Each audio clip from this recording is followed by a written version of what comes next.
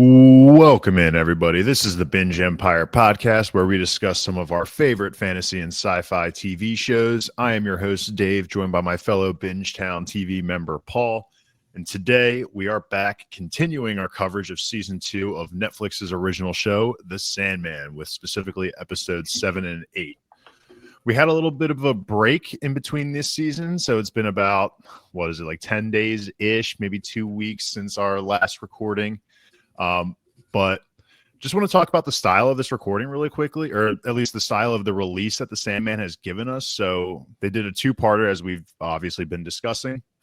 I've honestly kind of grown on the idea of TV shows with like 10 episode, 12 episode seasons being kind of split into this. I believe Invincible did it this past year, as well as Solo Leveling, which is an anime that we have covered on our Final Form podcast. But both those shows released seasons in 2 parts, and while at first it kind of frustrated me because it's like, oh, just give us all that content right away, I actually think I've kind of been enjoying this style of release. It lets you kind of sit on the first half of a lot of this content that they're dropping all at once. You get to marinate it, kind of forget that there's another part released, and so you're like, oh, I need more content, and 2 weeks later you get more, and we get 6 more episodes. So I'm a big fan of this kind of release. At first I don't think I was, but certainly I think it's sticking with me. And in regards to these 2 episodes specifically for The Sandman, I thought these were really great episodes. I don't know if I'd put them in my favorite pairings yet of the season that we've had, but it's definitely up there, I would say. I mean, this was a perfect way to kick us off into part 2 of season 2. We see some friendly faces from earlier this season, specifically, Loki and Puck. But then we also get some characters who get to make their return from the previous season. And I'm sure Paul and I are both super excited to see what these next upcoming episodes have in store for that particular character. But overall, just some very solid episodes. Sandman continuing to do what it does. And I'm just going to hand it over to Paul to give his 2 cents on these episodes as well. Yeah, the ending of episode 8 was the most excited I've been for this show in a while. It was so electric. We'll get there, of course. And yeah, in regards to their release schedule for this season, this isn't the best quote because it doesn't fully translate to this, but absence makes the heart grow fonder. Kind of does make it a little bit sense I think here. so. Because you are forced to wait on it and simmer on it, and you don't get that instant gratification. So when you do get the second half, it almost feels better, like to pay off the little wait. So I agree. I'm starting to, I think, I don't want to say I prefer this release schedule, but I don't know if I would say I prefer it either, but yeah. I can see the pros and cons of it. So without any more yapping, let's get right into the episode, though. Episode 7, Time and Night. This is, of course, right after Dream had to kill his son. So he is kind of dealing with the repercussions of that. We got Dream going to see Destiny. He's asking for advice again, even though last time he was there, he ignored the advice that was given to him. And this is just kind of explaining the circumstance. Like, hey, the kindly ones are coming. He spilled family blood.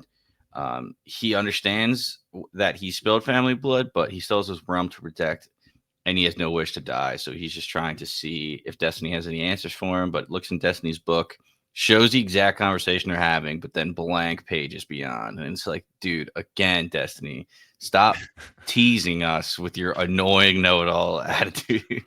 Just these vague assumptions that we have to give ourselves. I mean, this was, even though he didn't say much, showing him the book was the most felt like conversation that him and Dream have had yet. It's either Dream shutting him down or Destiny being like, oh, this is just all how I prepared it to be. And then we get the reveal that the book kind of writes itself as, people's actions are put into place. So yeah, I mean, this whole season, especially in these couple episodes here, really feels like they're establishing the theme of, familial bonds and the importance of family and the strength of having love, which I know kind of sounds corny, but I think they're doing like a really good job of like portraying the story out and, giving us reasons to stress and feel a little like anxious when it comes to certain events. But Yeah, Destiny just opens up a little bit here by giving Dream the access to the book and kind of gives you some questions because like I feel like when I was watching these episodes, I felt like Dream was dying. Like we just get that over and over again that Dream's gonna die. And then we get this part of Destiny shown in the book that your path is what you make of it. And it's like, now I don't know what. Like we have this buildup of like the air is coming for Dream, and Dream's definitely gonna get killed by the Furies or the kindly ones. But this, throws a wrench into it all. I honestly really felt like we were set up for Dream to part with his realm and everything. But the fact that his brother's kind of giving him this advice, maybe not while he's actually physically saying it, but he's just reminding Dream like anything can happen, really. So it made me kind of question, okay, how are we going to end this season? I still trust them, but it made me question it a lot more. Yeah, it was a cool conversation when Dream says, "What if I'm destined to die?" And Destiny's like, "One's destiny is determined by one's actions." So then Dream's like, "Okay, what if I'm fated to die?" And the difference between fate and destiny, like to me, they're the same thing, but I like how they kind of break it up here, and they are two separate entities. And of course, Destiny says like that is a question for the fates. So yeah, fate to me feels more like set in stone to me. Like your destiny can be like shaped to what you want, but like if it is your fate to end up like that is like what is going to happen to me personally, but we'll see. Yeah, but in my mind too, if something is destined to happen to you, then it's also set in rock. But set in stone, yeah. Yeah, I don't know. Some gray area there for sure with fate and destiny. Too high level of a thought process for me there.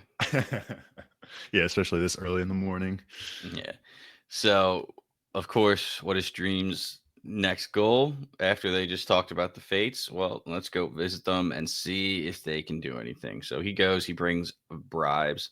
I like how they're like all the fates, the kindly ones are like, can't remember the last time we had a visitor. Like, who the hell shows up to our realm? And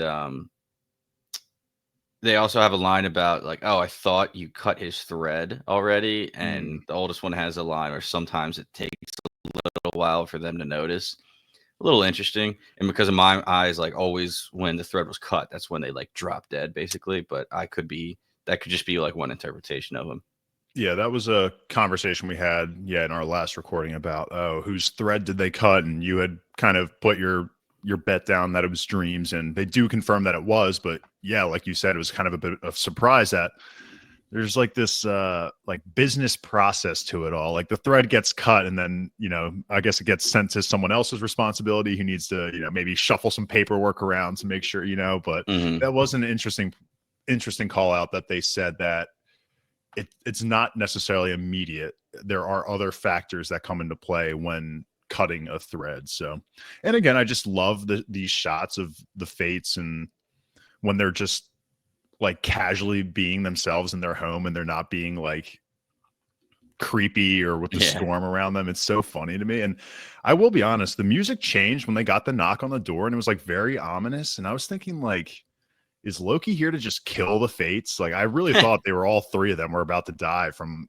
this being, but of course it's only Dream, who we know does not want to mess with that problem. So yeah, I don't think Dream was coming yet with the intent to kill. He was just saying the music changed, and I was like, this is like really ominous right now. Like something weird's about to happen, but it did not end up that way. So yeah, basically his bribes don't do anything. His wine, his herbs, and the ferret, which is apparently sacred to the Hecate. Hecate? Yeah, Hecate. Yeah, I'm not sure what that is, to be honest. But basically, the end message was the law is the law. You spilled family blood. So by law, if someone petitions us to avenge a blood crime, then the fates are bound by law to do so. So basically, he's safe until somebody basically says, "Hey, I'm reporting this guy."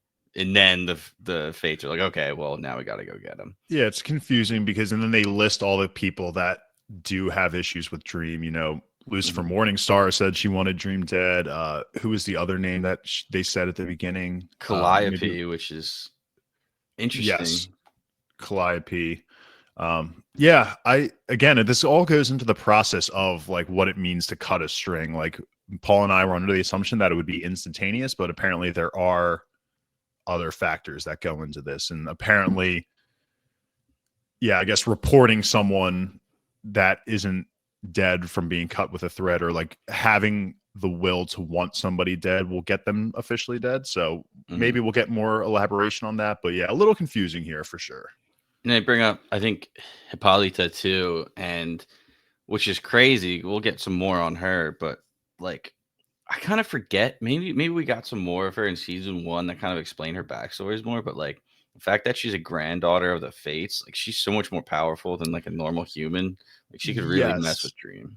that felt like, for me, when I watched them and they said granddaughter in that scene that you're referring to, I was like, is this like a reveal? I don't remember that being a thing from season 1. So I was personally kind of blown away from it. And from her reaction, it also seemed like she didn't know that either. But yeah, I'm kind of blanking on if that was a reveal in season 1. Definitely hit me hard. I was like, whoa, did I catch that right? So, or are they being like just very vague in terms of like, oh, every mortal is, our child in some way? That's what I couldn't tell, but I got you.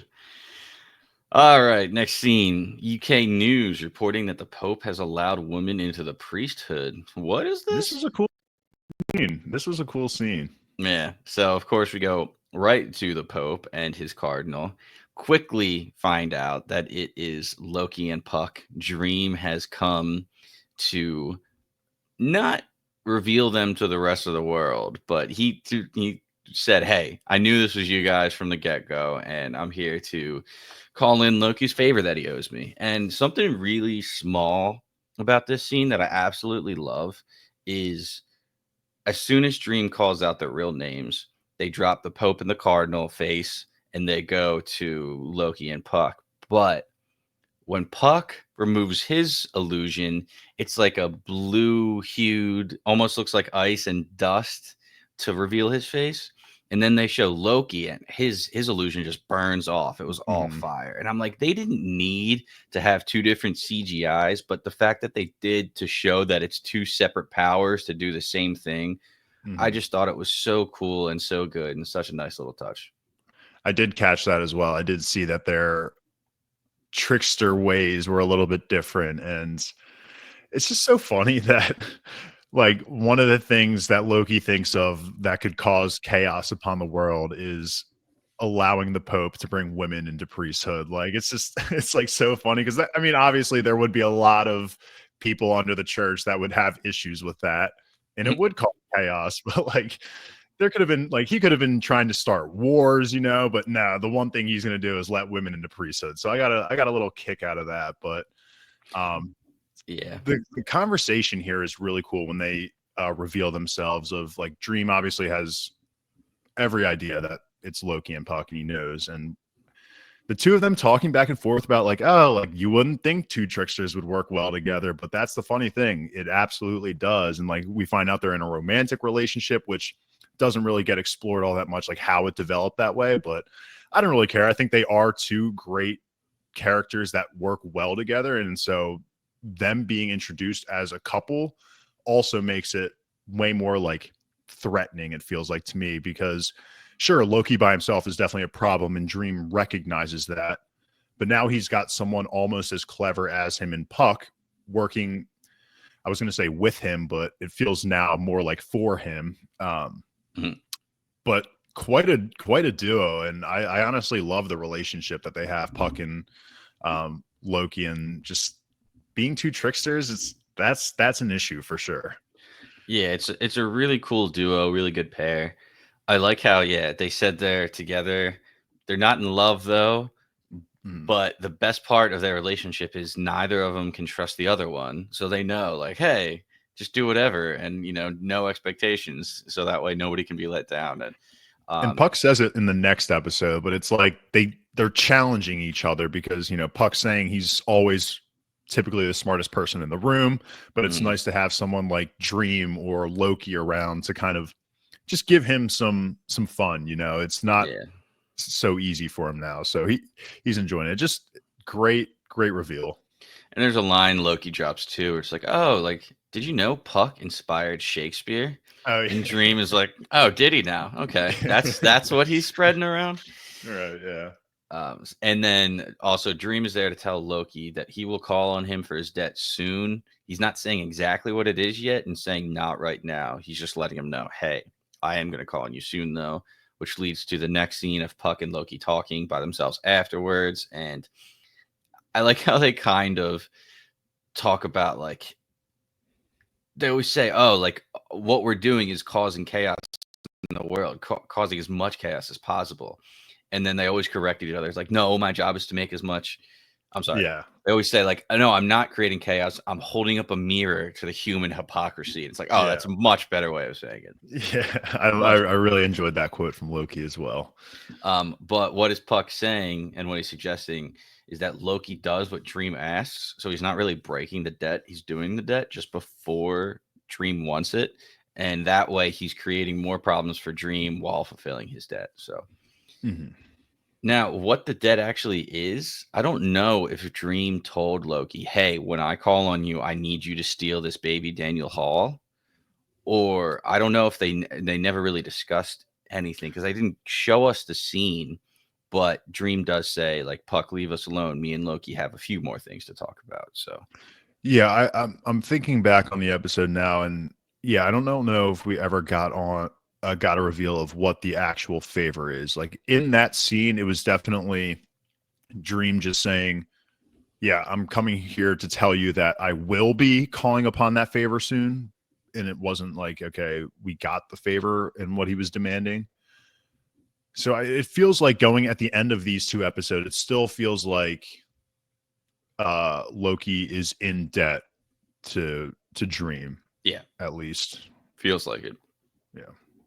The next thing we get is Lucien and the rest of Dream's boys just talking about how they plan to defend the castle, talking about building a wall, but they don't even have a marksman because they don't even have an army. So comes up that Nula was actually the second in command of Fairy's army. So she must be the first in command for this army that they're about to build. But Dream pops in and says, "Hey, nothing to be done, no armies to be made. I've already selected a successor. His name's Daniel Hall. First child conceived in the dreaming, 8 months old, but in time he will possess power and insight far beyond my own. He will be the new dream of the endless." Feels like a new, I don't know if you know about like Franklin Richards, Reed Richards, Mr. Fantastic, and Sue Storm's son, Franklin Richards. Have A you little heard bit. about him?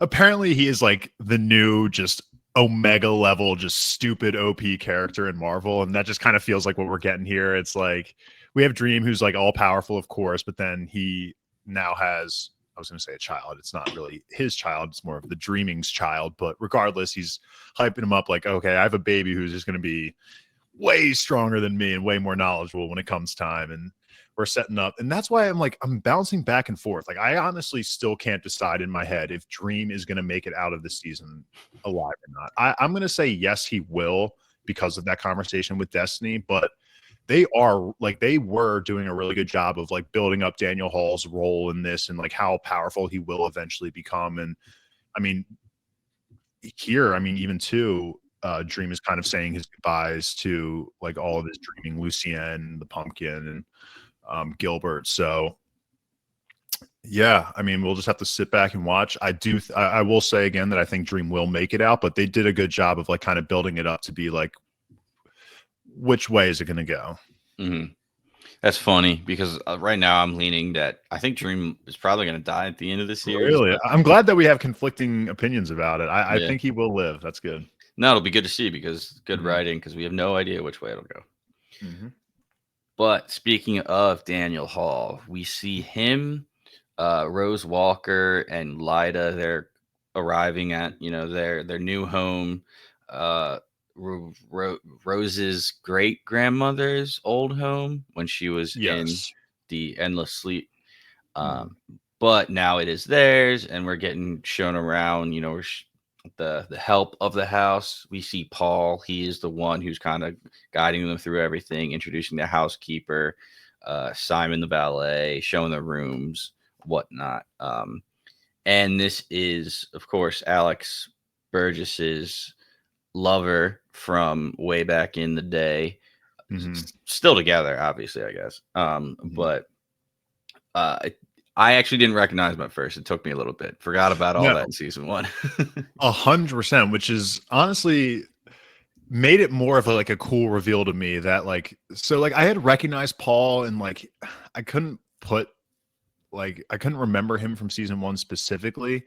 But then, when we get to the bedroom and he's like, oh yeah, Alex Burgess, I'm like, oh my God, this is crazy in terms of just full circle. We're coming back to all this. I didn't recognize him for sure, but I thought it was a great, oh, we're back to the Burgess saga a little bit. That's so cool, honestly. That, and it, for being a 2-season show and knowing that they had to end the season after season 2 or come up with an ending by season 2. They did a great job of working with what they had and just condensing what feels could have been just such a big story into 2 seasons. And this reveal hit. I mean, it was really cool to see that Alex Burgess and the Burgesses still have a role in today's time with Dream and his issues.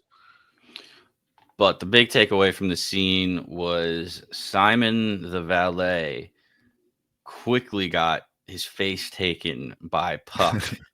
And Puck swoops in and pretty much steals the baby real quick, convinces the family they should go out for dinner. They'll look after the baby.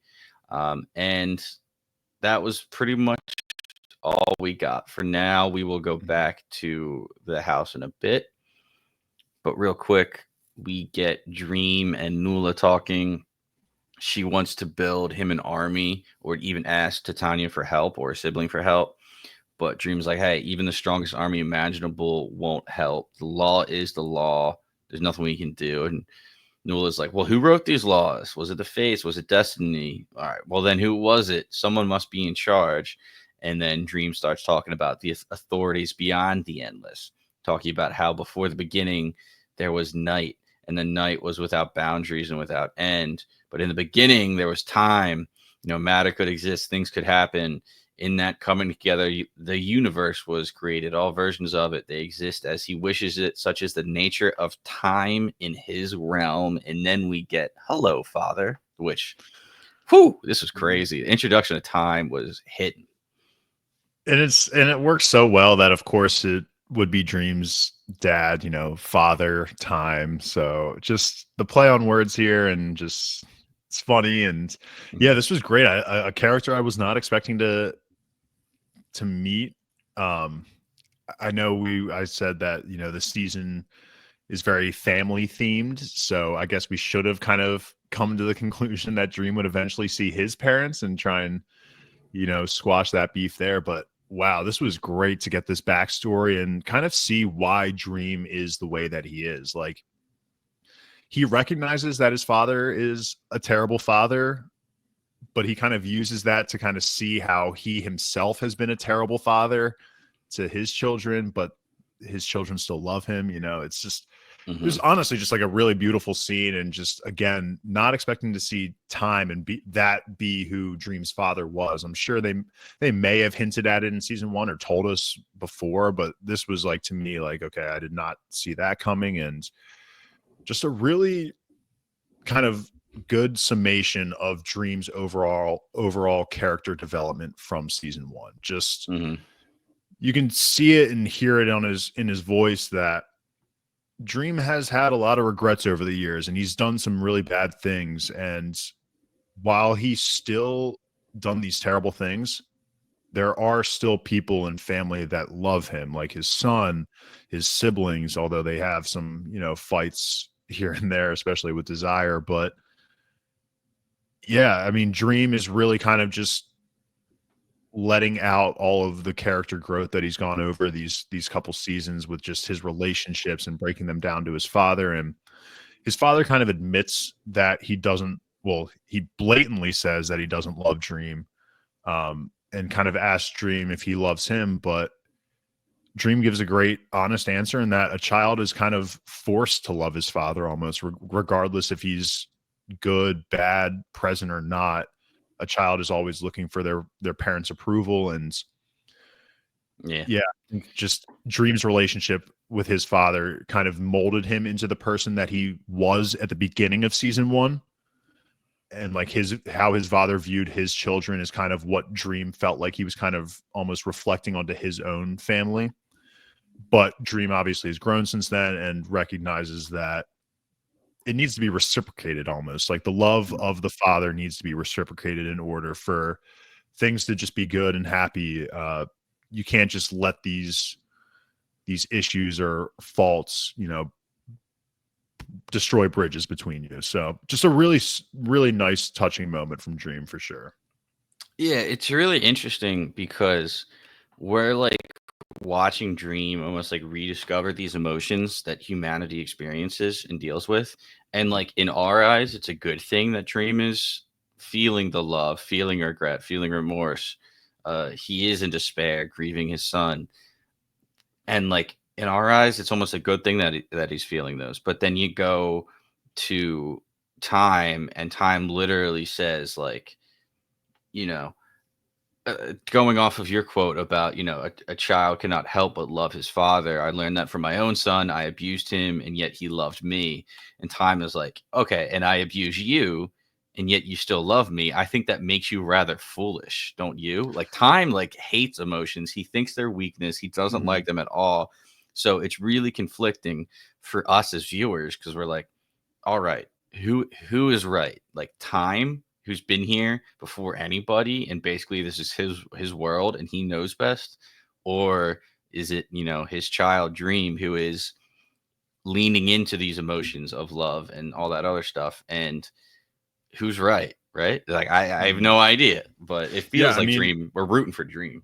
it is absolutely almost, you could say, a weakness for sure from Time's perspective, because I mean, Dream, he's been through a lot, and like you could argue that if he didn't have, a son in the first place, that, maybe that burden of all of that stress of what him and his son had gone through, if that just never existed, he could be maybe stronger.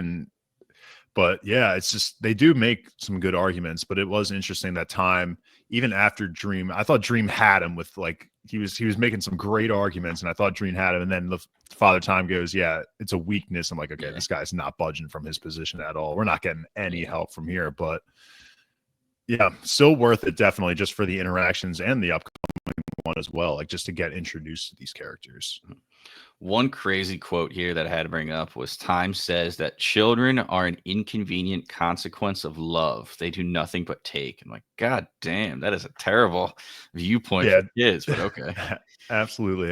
And we're probably not going to get it either, but it's just like, how did Time and Night have kids if Time feels so just like hollow and just like unloving? Like how was there ever a point that I don't know if like him and Time or him and Night like kind of just like mated because they just like had to, or if there was like actual love there, and then like where did it go so wrong for Time that he just, after all this time too, like Dream's been around for like thousands of years, we know. So, and in Yeah. 1,000 years, Time's mindset has never changed about his kids or anything. So it must have been something really bad to happen that I don't think we'll get it, but I was just thinking, like, if you hated kids so much, like, why did you have them, Well, they're what do you say? A consequence of love. He didn't want them. They were just like Yeah, I guess then annoying that, yeah, then it side makes effect. me double down on what went so wrong, Yeah.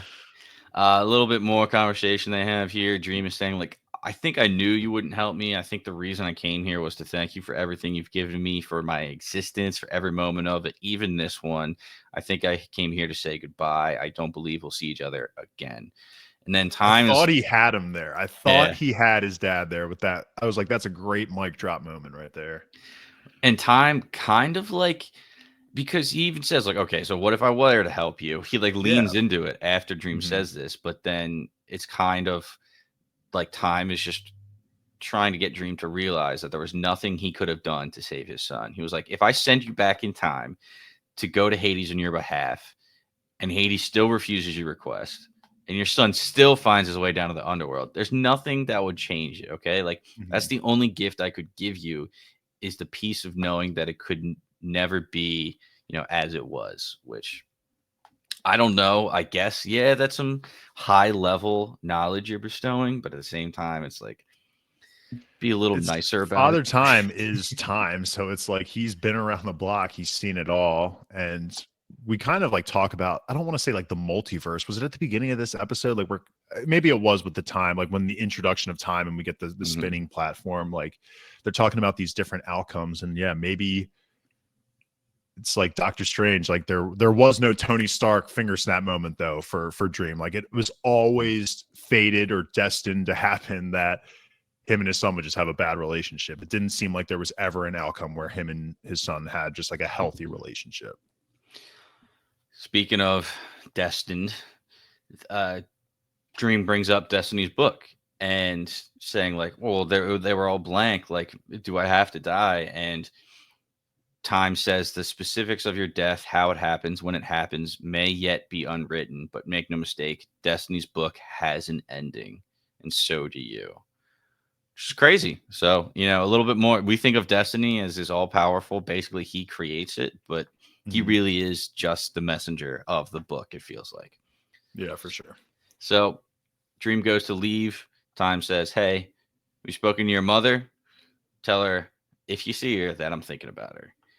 And what do we get next? Yeah, and like he has this like soft moment where he kind of is like, yeah, like tell your mom what's up. And it's like, okay, do you hate her or do you like her? Like what's the deal here, So we get a nice little Dream explanation of his mother now, where he says time is consumed in darkness, no light, no information, a place of endless night.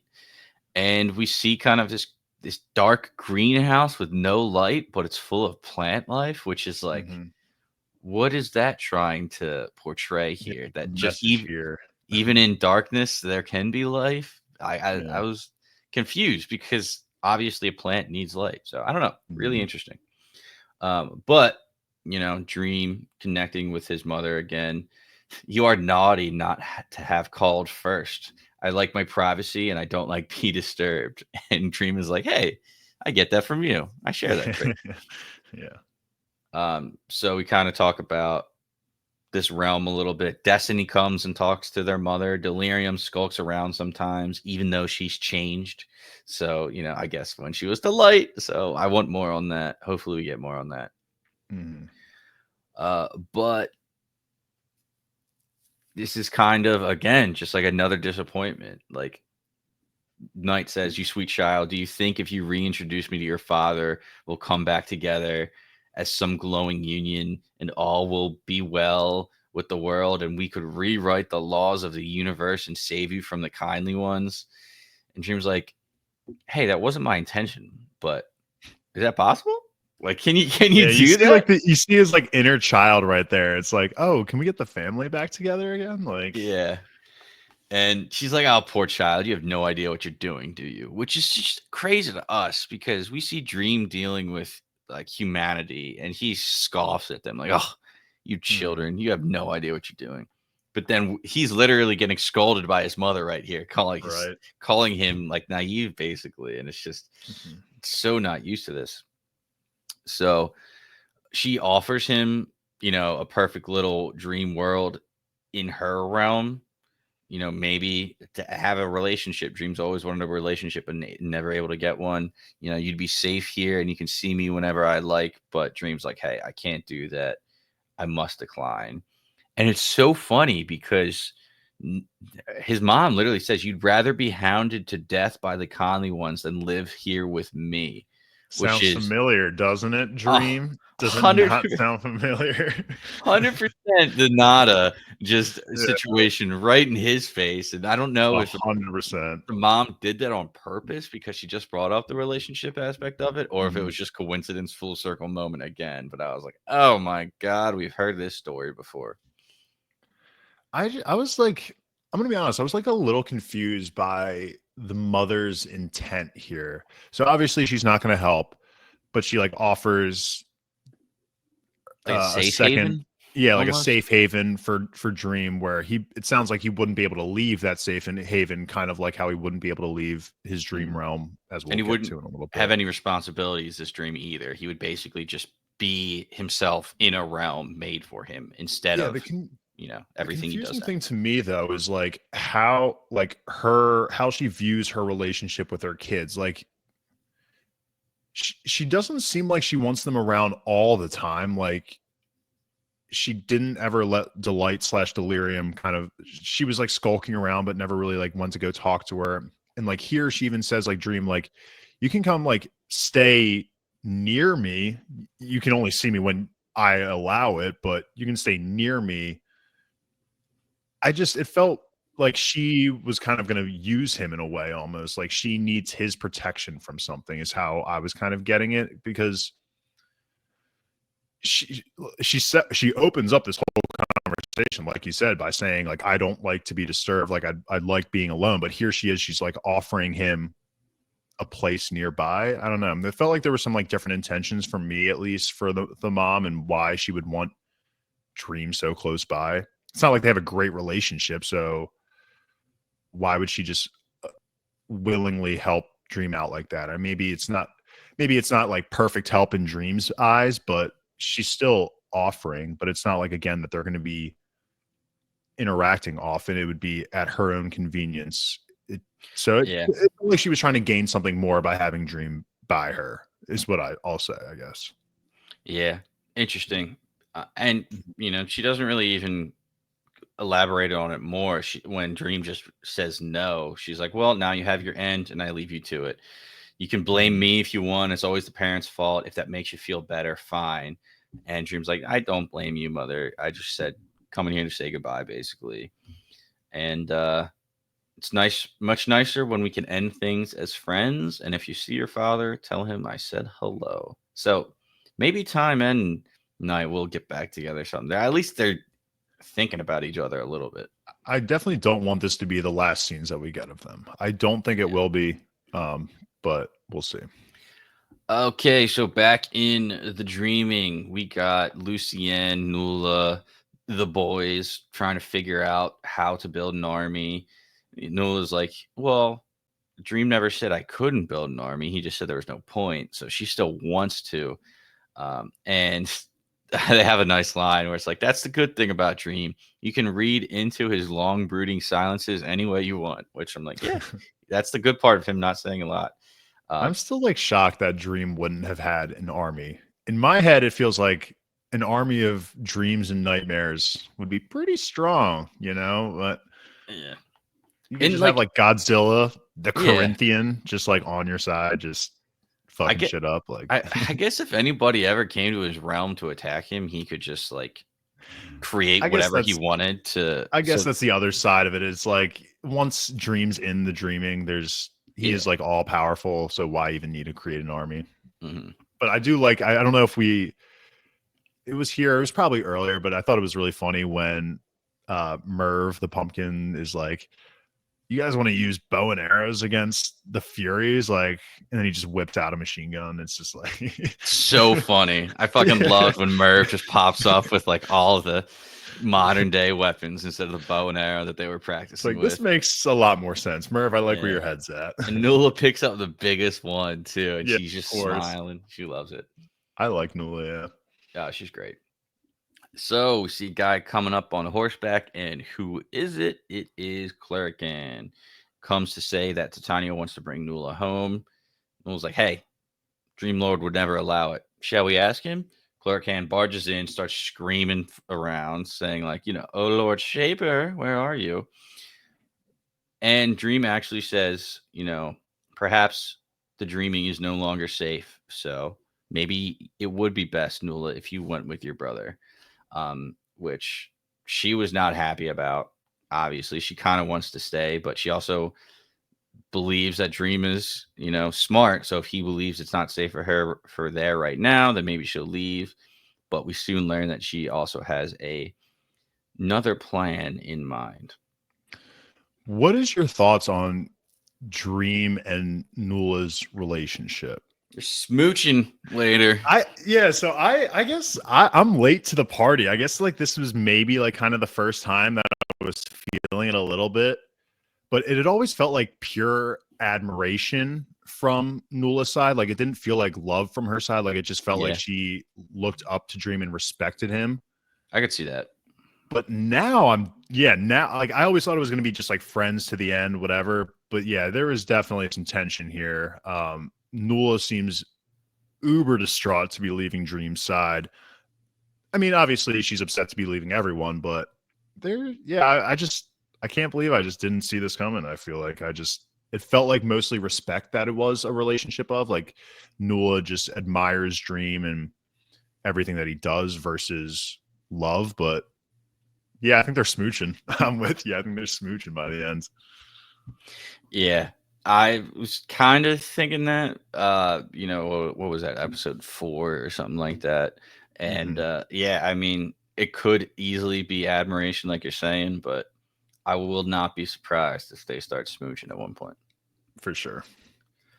So real quickly, Dream goes to speak with Lucienne, just says, "Hey, I talked to my parents. There's nothing they can do." And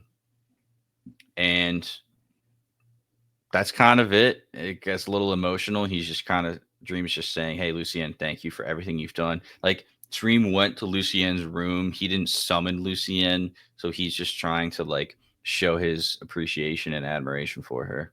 And next thing we got is Nula getting sent home. They kind of give her some gifts. Gilbert gives her a book. But Nula also says, if anything happens here and you're concerned about your safety, come to the ferry. They'll actually hate it there, but it would make me feel more like home. So please come. And then Dream comes in and says, "Hey, thank you for your service." He gives her a necklace with the crystal on the end and says, if she's ever in need, hold the stone in her hands and Dream will come to her and grant her a boon.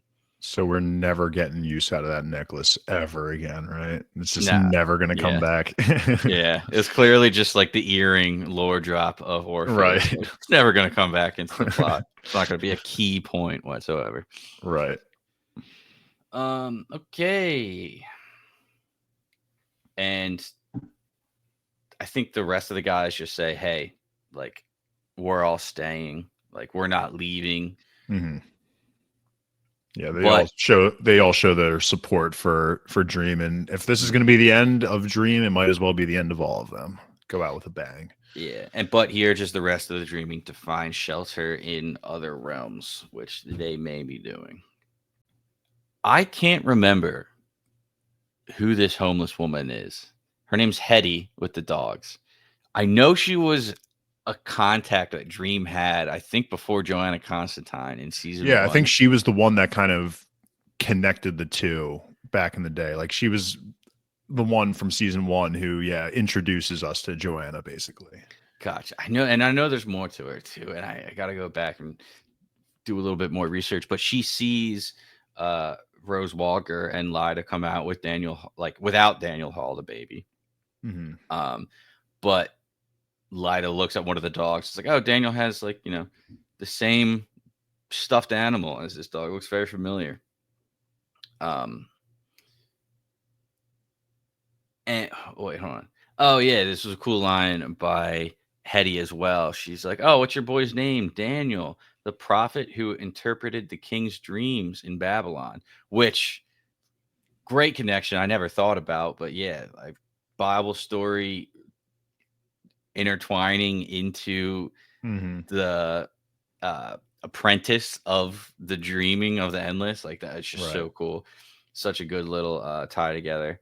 But this causes Lyda to call Miss Shore to check on her son. But as we see, she's on the floor, fairy dust in her face, and we see Puck picking up Daniel and going on with a night out with the stuffed animal dog, and not looking good.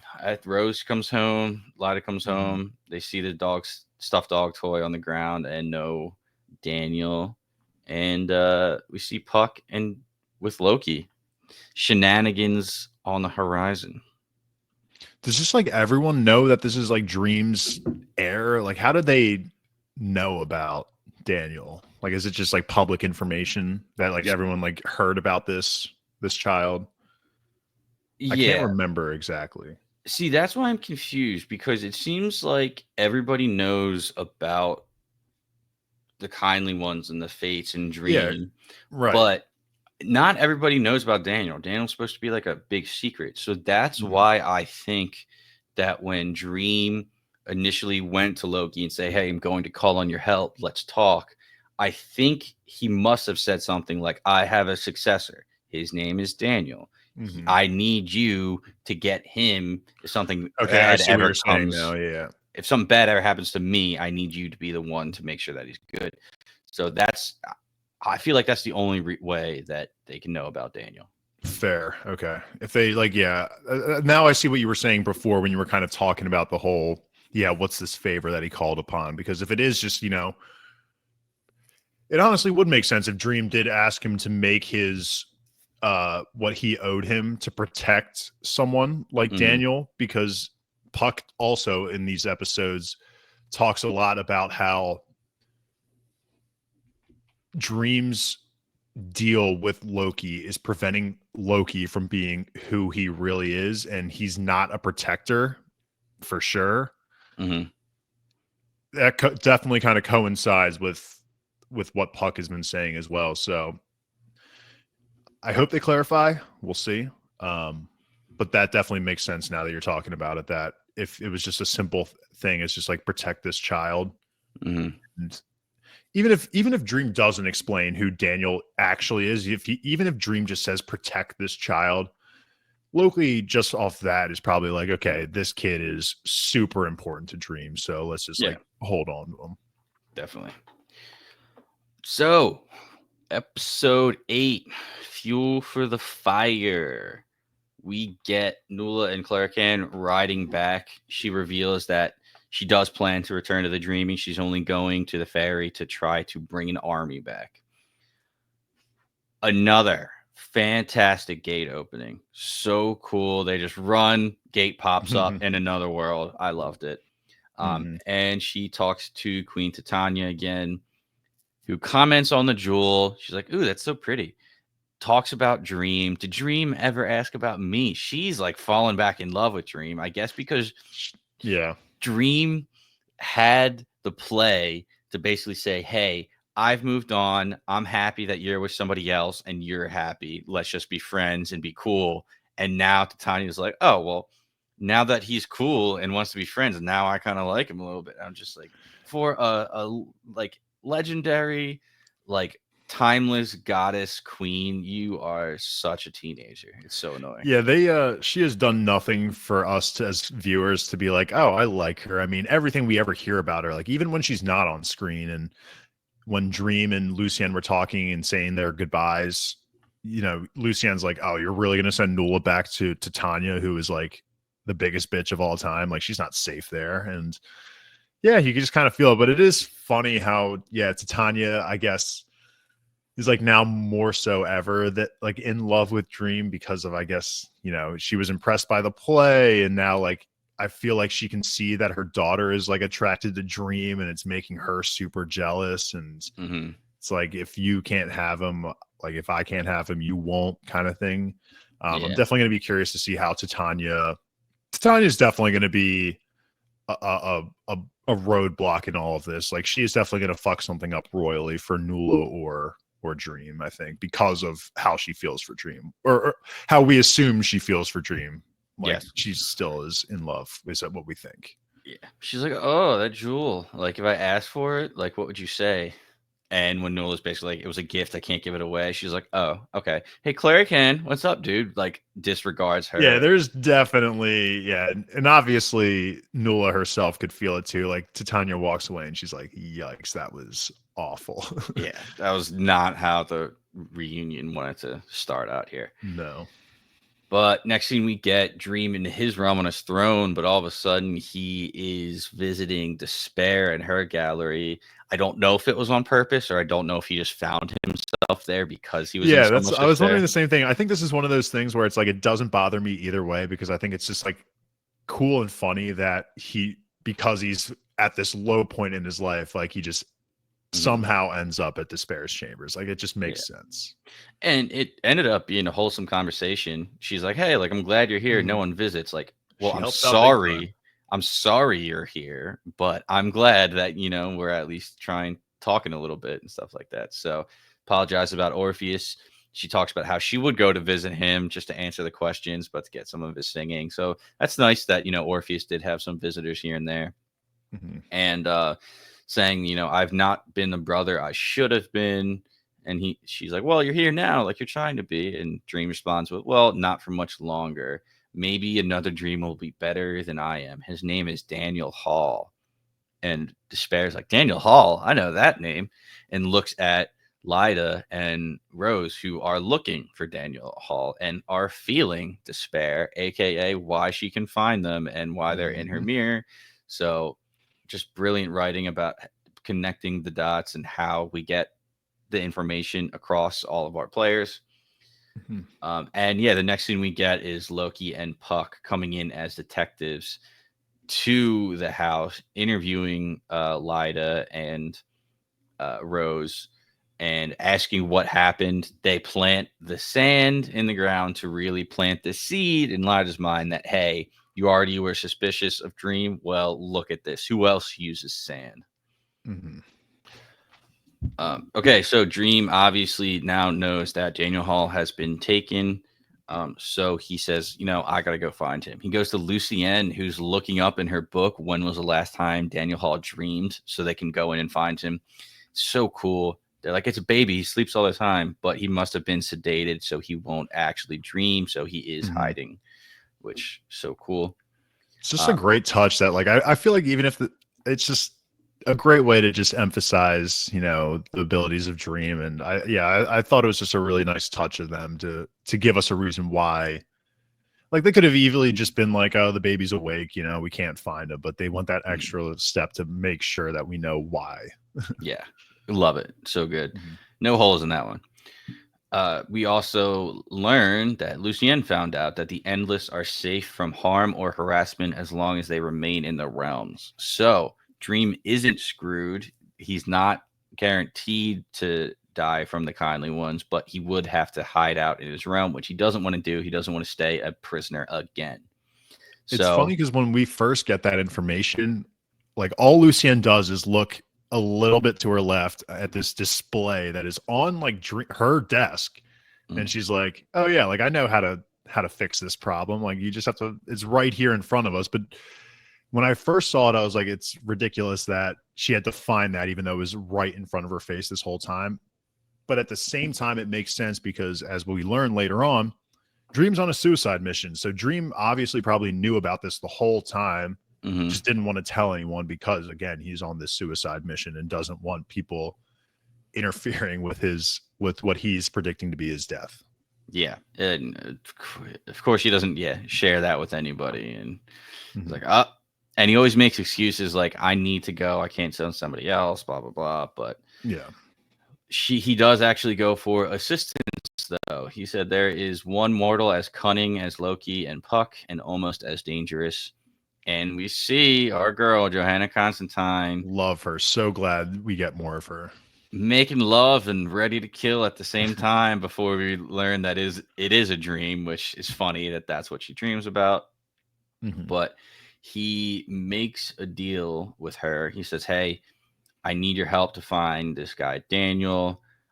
He'll be the new Dream upon my death. His kidnappers are the Norse god of fire and chaos and an escaped hobgoblin from Fairy. And she's like, what the fuck are you getting me into? But she does it because his gift to her would be a handwritten journal from her ancestor, Johanna Constantine, and its secret knowledge, which we saw her writing in episode 6, I think, like that. So really cool how they can skip a few episodes but still keep their storyline between the ancestors strong.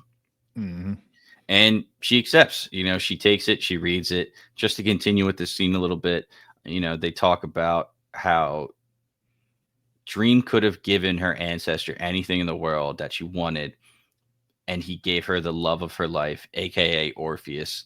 He was able to send Johanna back to Orpheus's island where her gravestone was and where she ended up dying. So Mhm. really cool that we actually got confirmation that that is indeed.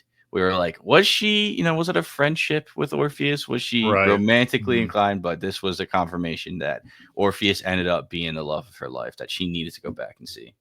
Mhm.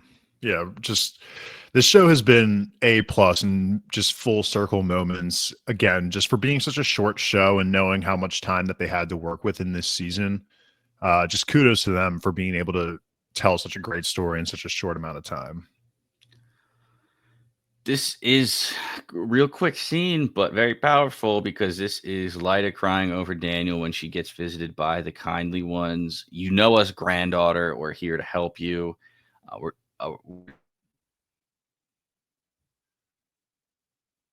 Lyda burns through her 3 questions right away. Doesn't get a good answer or a good question out of all of them. So it was so funny. But basically, the kindly ones were saying, "We do want to help you. We will see you again. Um, you already know and met those that took Daniel, but they are not who they seem. And he's going to be put in the fire. Mind you, don't get burned." So a little foreshadowing there. And then she wakes up. Mhm. Yeah. So really What cool. didn't expect to take the fates prophecy so literally. I was thinking, Yeah. oh, drop the baby in the fire, don't get burned. Like, okay, clearly Yeah. a metaphor here, but no, just straight up what it is. Yeah. Yep. All right. Then we see Puck playing with Daniel. Loki's not happy about it. He hates babies, and Puck thinks Daniel is a great baby and he's innocent because, he hasn't done anything yet. Meanwhile, Loki's like, just give him time. He will be a nuisance and he will be hypocritical. Um, Talks about his 6 kids and how one of Loki's kids is a giant serpent, another one's an 8-legged Dor horse, 2 are wolves. Dormund, yeah, Yeah, and then Fenrir. Yep, it's it's awesome. it's so good. And then I Odin used their entrails to prison Loki beneath the world, which is just like holy shit. love just again the real world connections. I mean, we've seen it with the church and the mythology. I just love how everything is just wrapped into our real world, and just these cultural connections that the show does is amazing. But I had actually a complaint about this scene. I thought it was very out of character of Puck to be so baby stricken. We had been introduced to Puck as someone who just despises humans. He had never said in the past, like, oh, I hate all, adult humans. Like, I don't mind babies. I think this felt like it came out of left field. I mean, they do a good job of kind of like leaning into the innocence of Puck, I guess you could say, when it comes to babies. And this is where him and Loki have different mindsets when it comes to humans, I guess, is Puck's thought process seems to be, at least for me, that you're innocent until proven guilty. Essentially, like, this baby hasn't done anything wrong, so it can't. So right now, there's no need for me to hate this child. But Loki sees the baby as eventually it'll just be an agent of chaos, just a normal mortal that lies and cheats, whatever. But and I do like that they do have those conflicting mindsets, which kind of obviously shows that their relationship isn't all just, fun and so perfect, that there is actually a level of layer to what they feel about the humans. But it did just feel kind of like out of left field for Puck to like all of a sudden be in love with this baby that he's never met before. Um, Again, I think they do a good job just like kind of getting us into that with these next few scenes, and how Puck, tries to rescue the child. But, and I don't know, maybe if it has something to do with his relationship with his parents. Like, I don't know if his parents, constantly neglected him, maybe because he was like the youngest child, he didn't get that much attention. So when he sees a baby here, it kind of reminds him of that innocence. But it felt weird to me that Puck all of a sudden had a soft spot for baby humans rather Hmm. than just hating all humans. But again, it adds that level of complexity to his and Loki's relationship. Yeah, it's like a little confusing because it's like, all right, if you think the baby's innocent and you don't want to harm the baby, then why are you stealing him and taking away from the family in the first place? I understand that, you are causing this chaos for the rest of the family and the humans, which you love doing. But maybe Puck didn't even realize how much he was infatuated with, the innocence of a newborn until he, was surrounded by it and was dealing with Daniel. But I agree. I wasn't expecting it, but I do like it. It is an interesting wrench in between these two mischief makers relationship, that one actually cares for kids and one doesn't. And yeah, Loki says, hey, like, you can't get attached. He's just a pawn in this game to be captured and taken off the board. And then the next scene we get, Puck is running out with Daniel, and a naked Loki is following him, trying to track him down to the elevator. And my God, he is in shape. Yeah, that is for sure. I was gonna make the same comment. Yeah, and he's not a pawn. He's just a baby. All right, so we got Dream and Johanna going back to the scene of the crime. A little funny line where she's like, yeah, I got this badge by being the chief exorcist for the royal family. Yes, they need more than one exorcist. A lot of demons in that family. The housekeeper answers the door and says, hey, I'll go get lighter right away. But Dream is drawn to the other room where he sees Alex Burgess, son of Roderick Burgess, in eternal sleep. Conversation about how he deserved it and what he did to Dream was worse. Paul walks in and he's like, hey, I was hoping you would come wake him up. And, he walks by. He's like, Dream's like, I got to get out of here. Lita, the next person he doesn't want to see, comes up. He tries to tell her, hey, I didn't take the baby and I never lied to you. But where he messes up is when she asks, hey, when you find the baby, will you bring him back to me? Dream says he's not safe with you, which is like, fuck. And Johanna's like, what he meant to say is, yes, like, we'll bring him back. And, Right. sorry, yes. And Lida ends this with a threat. If anything happens to Daniel, I will kill you, which first watch through, I'm like, oh, whatever. Now I'm like, shit, she might actually be able to. Granddaughter. That also shouldn't that have also enacted the thread? Like, it feels like she definitely in that moment wanted to kill Dream, or at least hated him. I guess, yeah, she didn't activate or report the blood crime and doesn't seek vengeance for it. But I guess in her mind, maybe if that's a thing, yeah, like if she kills Dream in this moment, there's less chance of her getting her baby back if Dream dies. Baby back, baby back, baby back. Yeah. I want my baby back, baby back, baby back. So Dream and Johanna talk. She convinces him to try to right some of the wrongs, go back to his realm, and let her do the rest of the work, which, he kind of listens to at the end of the day. She says, stop making enemies, Lida or Paul or Loki. They will all kill you if she continues like this. She's trying to save his life. But then she realizes, oh, Dream, you want to be punished for Orpheus's death. Like, you're picking fights with people that want you dead. You're on a suicide mission, and I don't want any part of it. She tries to give the journal back and says, hey, reread this, and you will see that Orpheus never blamed you, okay?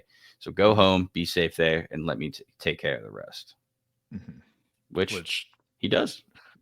Johanna's the best, man. She is definitely one of my favorite characters. I freaking love her. She's amazing. Yeah, that's all I really have to say. No, totally agree. She is such a good character. And I love that they can use the same actress for the ancestors, because it's a whole thing that their similarities are there, who they are, what they look like. Yeah, when Dream's like, you're just strikingly similar to her, and it's just like, yeah, it's the same actress, you dumb idiot. So we get our boy, but it's not exactly a happy scene, right? So Dream is talking to Hob. Hob, unfortunately, is visiting who I believe is his wife's grave. He was in bed with somebody, what was it, a few episodes ago. And I assume this is who unfortunately passed away very shortly after. And Dream saying, I got to return to my realm for a while. Don't know when I'll be back. Hob is like, dude, you say this all the time. Okay, you'll be back. He said it to him 2 episodes ago. I don't believe you, but if you want, let's go get a drink. And Hob just explains to him, you're talking about how you've made mistakes over and over again. It just sounds like you're describing being human.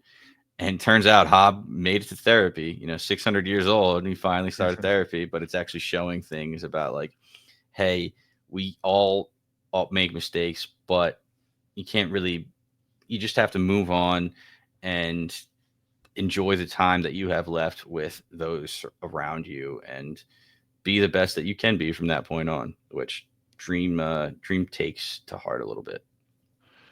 I mean, any conversation that we get with Dream and Hob, I'm just going to overly glaze because, I mean, these two are just such great characters. I mean, Hob has always been an OG of the show, of a friend of Dream's, and is just one of the best. And this is the lowest we've probably ever seen him, even after he was like drowned for days and just like living through all that and all the wives and children that he's seen pass away. It's all kind of hitting him now. It seems like his honeymoon phase is kind of coming to an end of being immortal. Like at first, it didn't really bother him too much that his wives and children would die, but now it's like the thought of all of these people that he's come and seen and that have left him. It's hitting him, and I was almost expecting him to like kind of break down and say like I regret everything about being immortal, and kind of feeding into Dream's regrets a little bit. Like Dream regretted giving Hob the immortality because he's seeing how negative it's impacting Hob in this moment at least, but Hob is still telling him like I have no regrets. Like sure, this sucks and it doesn't get easier, but he's still grateful for this. And it's just, and I like too how like Hob, even though he is not as old as Dream by any means, like he's still a baby compared to Dream, like he's still able to give Dream his perspective because Dream spends most of his time in the dreaming realm. And while yes, he does have a lot of connections with humans and does have like a decent understanding of mortals in general, like Hob is the one living in the mortal realm every day, and he's the one that has to see all these people, like whether they seem nice, bad, or not. Like no one has a perfect life, and Dream can really resonate with that, I think, and it really hits him here. Yeah, just Hob being the man. And I just, these scenes, whether like it's the very first one we get with him and Hob, or just any of the reconnections, like I'm always like smiling seeing these two on screen, even if it's when they're talking about something depressing like Dream's death coming. Yeah, you touched on it. I just want to hit on it again because it's so good that the only thing that doesn't get easier for Hob is experiencing all of these losses and deaths. And Dream, he takes that upon himself. He's like, hey, I'm sorry. It's my fault that you have to experience all of this grief. And Hob says immediately, hey, you offered and I accepted. No regrets. This is not your fault at all.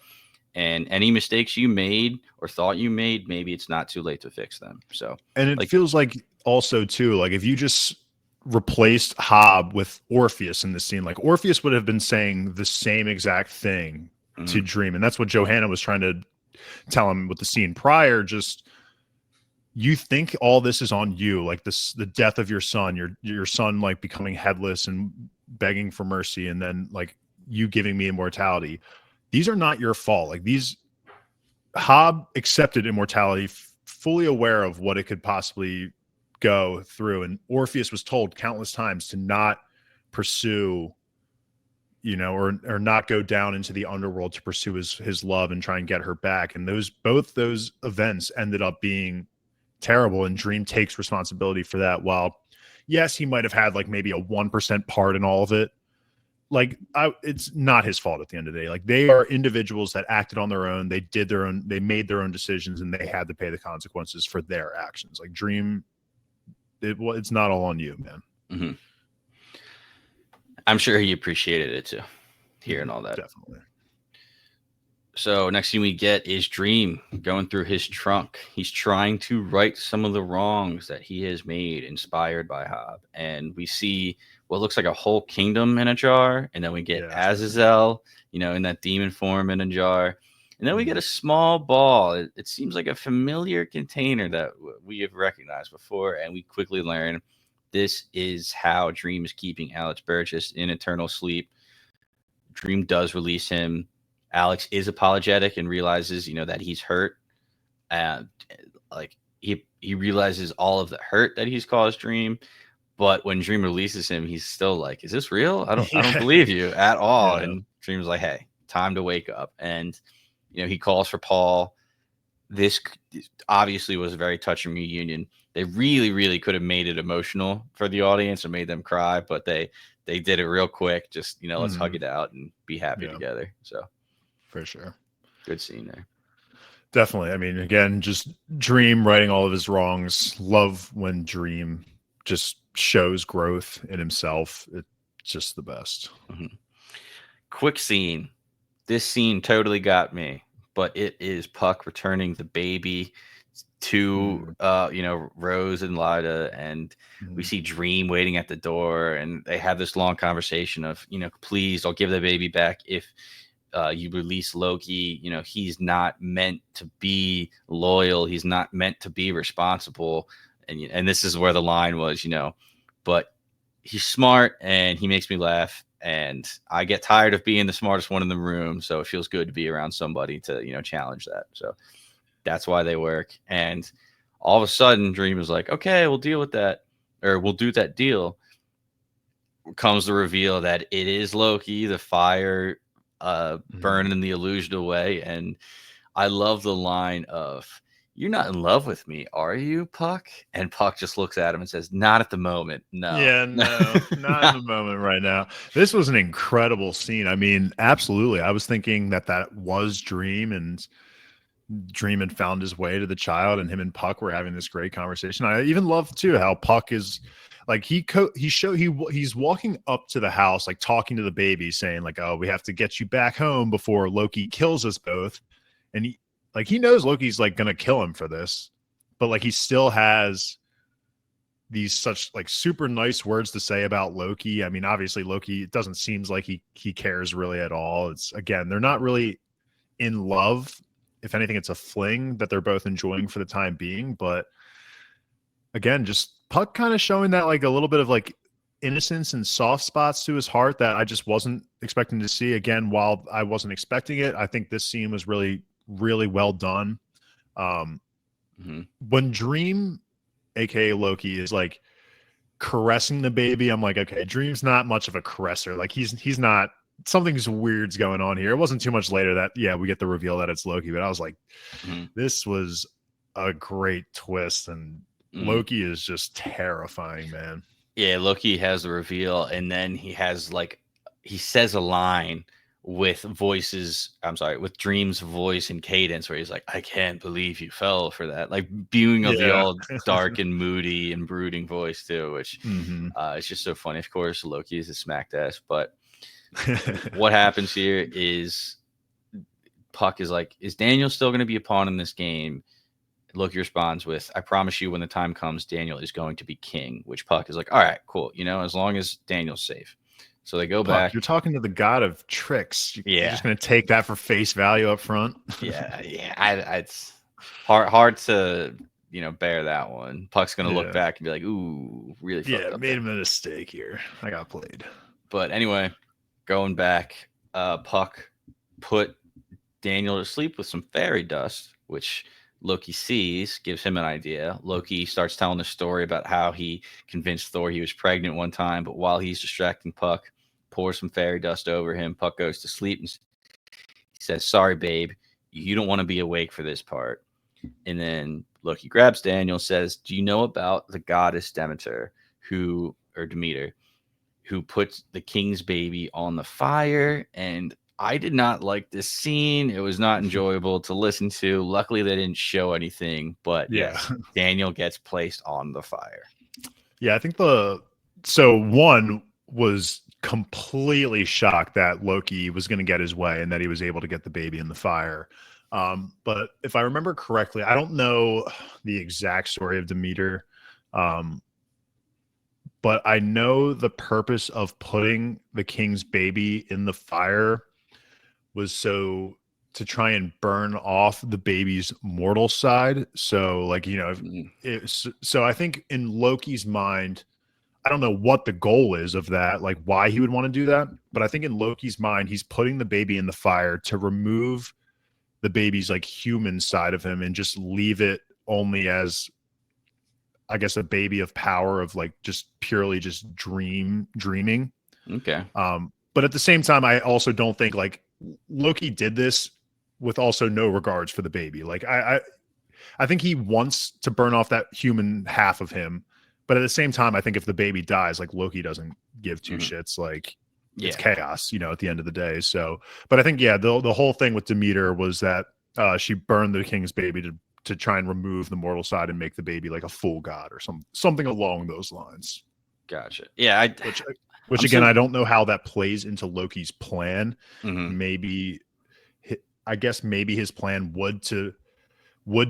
I guess their plan, we have already discussed it, is that him and Puck are trying to speed up the process of Dream getting killed, it seems. And by having the baby, I guess, fully powerful, if you want to say, by removing that human side, like that is speeding up the process in itself that, like, yes, Dream will die and we already have the heir kind of prepped and ready for him. But I'm not too sure. I'm just like snowballing this. I'm just throwing some things out there. But no, I obviously am not familiar with the story of Demeter, and I did want to look it up just because I didn't. Yeah, for spoilers. Yeah, I didn't know if it was fully going to translate to the show or not. Yeah, so, 100%. But that's really interesting because the big question that I had, which I'll just bring us to this next scene real quick. Next time we see Loki, he's back in the detective uniform, calls Lyta, shows her the photo, and says they recovered a body that is badly burned. And I can only imagine what the photograph was that she saw. Again, glad that they didn't show it. They didn't show it. It was extremely heartbreaking. But that leads to a few questions. Like, one, Loki says that they found a body and it's badly burned. If they say they found a body, is the baby dead? Two, is the photo actually a photo of Daniel, or is it a photo that Loki just conjured up to give to Lyta and like make her heartbroken? Because what I was thinking Loki's plan here was he would get the baby, kill the baby, or either pretend to kill the baby, tell Lyta. Lyta gets pissed off, calls on the kindly ones to exact the blood feud. I forget what they said. The blood debt, whatever you want to call blood it. debt, yeah. Sure. And that would be how Loki basically gets Dream killed. But if Daniel is still alive, that leaves a lot to be discussed. So I didn't know the story of, putting the baby in the fire to burn away the human side of it. So now I'm kind of curious because I really do think Daniel can be in the story. There's so much more to him that I want him to be in the story. Whether he's actually alive or not, I really don't know. But yeah, it'll definitely be interesting to see how this all plays out. I think we're on the same page of, at the end of the day, Loki is trying to speed up the process so we can get Dream dead. I think that's definitely at least in agreement of what we're on. But just, I mean, so much to look forward to in terms of, like, I want Daniel to still be alive, and like I want more on Daniel Hall. Like I want more of Time and Night. This season introduces us to so many characters. Like Odin, I would love to see again. Even what's her name? I always laugh when you say it. What's the clown? Shivering Jemmy. I don't know why I can't remember that, but I love that you do remember it. Shivering Jimmy. Yeah. But like we have so many cool characters left, and I mean we just wrapped up 8, so we have 9, 10, 11, 12, like 4 episodes left. Like I think as we approach the end, we're definitely going to start feeling like this speed up process of wrapping this all up, which is going to be unfortunate, but still so many like loose ends to tie up. I'm wrapping us up as if we don't have one more big scene. So let's go ahead and get through that. Yes, great ending scene here. So we got Lucien reporting to Dream. Dream informs Lucien that he is going to stay in his realm while Johanna continues the search, but he's also like, hey, remember that thing I gave you to look after and keep safe? Do you want to bring that back to me? And she's like, are you sure? And even Matthew tags along because he's like, I got to see this shit. And they're saying, like, it looks just like the last one. He's like, I made the first one a long time ago before my son was born. Like, aren't you worried? The last one tried to kill you. The last one was a fool. Did you bring it? And she holds out her hand and we see the skull that has teeth for eyes, and Dream says, now live. And oh my God, we got the little smirk, and he says, "Thank you, Lord. I await your command." So good. So good. The Corinthian was probably like one, if not the best part of season 1. And to get him back in season 2 is just like, what a treat that we're getting here. I mean, the actor and just the character himself. I'm so curious to know like what changes Dream made to the Corinthians personality, or if any at all, that makes him not a fool. But God, this was a character legitimately I was never planning on seeing again. Yeah. And here we fucking are. And I don't know what Dream has in store for Corinthian, like what Corinthian's role in all of this is going to be. I mean, I guess the best way to fight a trickster is maybe with like another trickster or just evil person. I'm not too sure, but wow, what a great ending to episode 8 for sure, to get Corinthian back. It was so hype. He says, "I await your command," and then the credits roll with the electric guitar in the background. And I was like, he says it so ominously. It's like, okay, like this guy definitely can't be trusted still, Like, with that smirk, it's like, yeah, this guy's going to try to kill you as soon as you turn around, Dream. Like, come on. This is another thing going into like things that I'm so excited to see going forward, but we only have 4 episodes left. It's like, we're going to really start feeling the pressure of how they had to condense this, I think. It'll be good. I still have faith, though. I still have faith. They've done a very good job so far with season 2. Especially bringing this guy back into the play. Like, we were talking They knew what they were doing, those bastards. We were talking to friend of the pod, Alki, who's been on plenty of Bingetown TV coverages, and we were talking about the first half of season 2, and he was like, yeah, it's good, but it's like not nearly as good as season 1 because like Corinthian was like the best character. Yeah. Now I'm excited to talk and be like, hey, what do you think now that, Big Boy is season back? 2 compete with season 1 now that we have your favorite character back? Yeah. Great episode.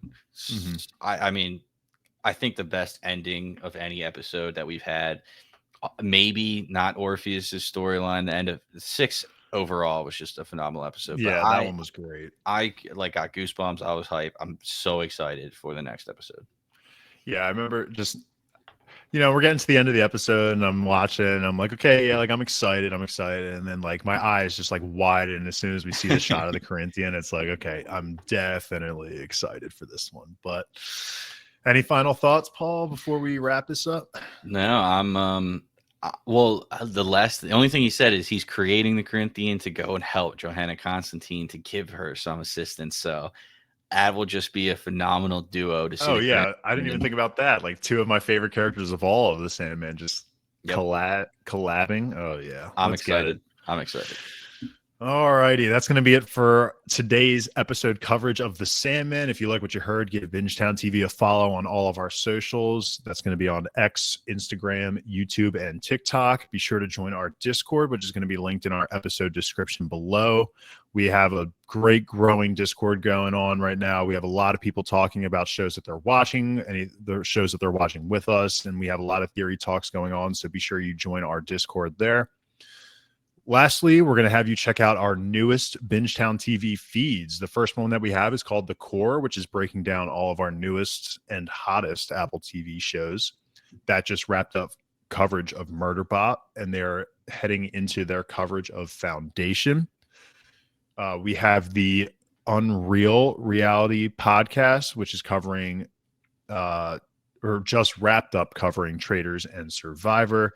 And then lastly, we have the Final Form podcast that is covering anything anime or animated related. We have it's been a little dead for a minute, but Alki and I will actually be covering Kaiju number 8. So be sure to be subscribed for that because that will be dropping very shortly. Once again, we are Bingetown TV, and thank you so much for listening.